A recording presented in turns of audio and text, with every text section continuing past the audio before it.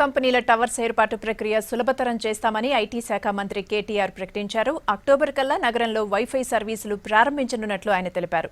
అలాగే cellular operators association of India ఏర్పాటు చేసిన mobile network and public health అనే అంశంపై వర్క్షాప్లో ఐటీ మినిస్టర్ పాల్గొన్నారు.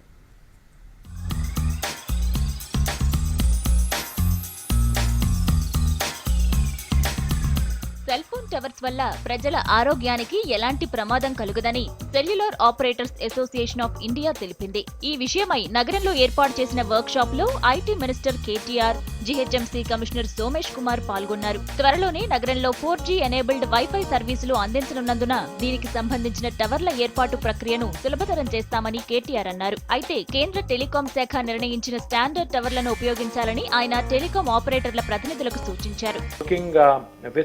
Operators including BSNL and other private operators as well to ensure that the last mile connectivity is rolled out as soon as possible. Our ICT department is working out. In fact, the other ambitious initiative we are also working on is that our Chief Minister is extremely keen to have the 4th generation services to be offered in Hyderabad, in all the municipalities, and then eventually rolling out to all the villages as well. So that is something else we are very, very actively pursuing. In fact, with all the operators who have come forward. And as Rajan has said, I think each and every cellular company has its own internal deadlines to meet. So we're trying to coincide our plans with their deadlines and ensure that we roll out 4G as soon as possible. Telecom కంపెనీలు టవర్లను ఏర్పాటు చేయడానికి పర్మిషన్ల కోసం online లో apply చేసుకోవాలన్నారు GHMC commissioner Somesh Kumar. ప్రజలకు సర్వీసులు అందించడంతో పాటు వారి ఆరోగ్యాన్ని కూడా దృష్టిలో ఉంచుకోవాలని తెలిపారు. Then sir, when we come to the interface between GHMC or any urban local body and the infrastructure providers or operating companies, there are a couple of issues which bring some kind of rift between us. One of the things which GHMC is very proud of, and maybe this organization can promote it in entire country, is the very simplified single shot clearance, web-based clearance that we have introduced. So people apply online and we give the provisional clearance then and there. Cell phone towers వల్ల ప్రజలకు ఎలాంటి ప్రమాదం కలగదని cellular operators association of India సభ్యులు పేర్కొన్నారు. Towers నుంచి ప్రజలకు హాని కలిగించేంతలా రేడియేషన్స్ రిలీజ్ కావని చెప్పారు.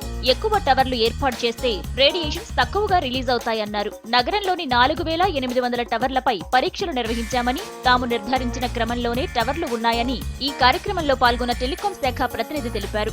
10% ఆఫ్ ద టవర్స్ ని మ్యాండేటరీగా ర్యాండమ్ లో మేము టెస్ట్ చేస్తాము. మేము సోఫార్ 4830 టవర్స్ దాటి చేశాము. కానీ ఏ టవర్ కూడా మన ఇండియన్ స్టాండర్డ్స్ ఏదైతే ఇచ్చారో వెరీ వెరీ స్ట్రింజెంట్, వాటన్నిటి కూడా కంప్లై అయి ఉన్నాయి.